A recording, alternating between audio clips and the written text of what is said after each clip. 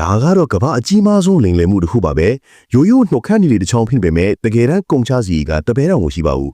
အိန္ဒိယနိုင်ငံကဒီနှုတ်ခမ်းနေလောက်တဲ့အလုပ်ယုံတိတိလေးကိုမြင်လိုက်ရရင်ခမည်းတော်နောက်တစ်ခါနှုတ်ခမ်းနေဆိုးရဲတော့မယ်မထင်ပါဘူးဒီအလုပ်ယုံကကြီးကျက်ပြီးအိုက်ဆက်နေတာပါအလို့သမားတွေကလည်းအကာအကွယ်ဝတ်စုံတဲ့တန်ဆင်းရေးဆိုင်ရာကိရိယာတွေဘာမှမရှိပဲအရာအားလုံးကိုလက်နဲ့ကြီးတတ်တတ်လုပ်နေကြတာဖြစ်ပါတယ်။စားလုပ်ပြီးဆိုရင်ဓာတုဗေဒပစ္စည်းတွေဖြစ်စေတွေနဲ့အယောင်တောက်ဆေးတွေကိုတထုအိုတလုံးနဲ့လောင်းထိလိုက်ပါတယ်။ပြီးတော့မှအယောင်မှုပြီးထည့်ပြီးတမန်အောင်မွေးလိုက်တာပါ။အယောနောကိုအပူပေးလိုက်တဲ့အခါမှာတော့အိုးတွေကရေတွေကတဖြည်းဖြည်းပြီးခဲလာပြီးပြောင်လဲလာပါတော့တယ်။နောက်တစ်ဆင့်မှာတော့ဒီအယောနောတွေကိုအထူးပြုလုပ်ထားတဲ့ပုံစံခွက်ထဲလောင်းထည့်လိုက်ပါတယ်။အေးတော့တဲ့အခါပုံစံခွက်ကပြန်ထုတ်ပြီးလာပါတဲ့နှုတ်ခမ်းနေဘူးခွက်နေတဲ့ထည့်လိုက်တာပါမိနစ်ပိုင်းကြာမှာတော့တန်ပိုးကြီးနှုတ်ခမ်းနေပချောင်းထွက်ပေါ်လာပါပြီလုံးပုံလုံးနိုင်ကအန်အော့စီကောင်လောက်အောင်ယူရှင်းလွန်းလာတယ်လို့ဓာတ်ခွဲစမ်းသပ်တာနဲ့ပိုတတ်တာနဲ့အရေးသွေးထိန်းချုပ်တာတွေလည်းလုံးဝမရှိပါဘူး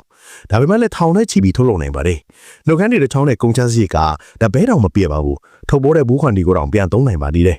ဒါပေမဲ့ဒီနှုတ်ခမ်းတွေဆိုင်တွေကိုရောက်သွားတဲ့အခါမှာတော့အပြင်ဘက်ထုတ်ပေါ်မှုအကောင်းစားတွေဇိမ်ခံအမတ်တန်လိုဂိုတွေနဲ့တန်ဆာလိုက်ပါတော့တယ်။ဈေးနှုန်းတွေလည်းချက်ချင်းဆိုသလိုယွမ်ထောင်အမေရိကန်ဒေါ်လာ20နဲ့အဲ့ဒီထက်ပိုတဲ့ဈေးတွေအထိထိုးတက်သွားပါလေ။အမျိုးသမီးအများစုကလည်းအည်သွေးမြင့်ပြီးကြက်တရေစီးလေလို့ထင်မှတ်ပြီးဝယ်ယူကြပါတယ်။ခင်ဗျားတို့သိကြရဲ့လားဒီလိုအယောင်တောက်တောက်လေးတွေဟာပရင်းပေါင်းတွေလေကောင်းလေတန်းစနစ်မရှိတဲ့အလုပ်ယုံတိတိလေးကနေလာနိုင်တယ်လို့သိတယ်စားလား။ဒါကတော့အလှကုန်ပစ္စည်းတွေရဲ့နောက်ွယ်ကအမှန်တရားပါပဲ။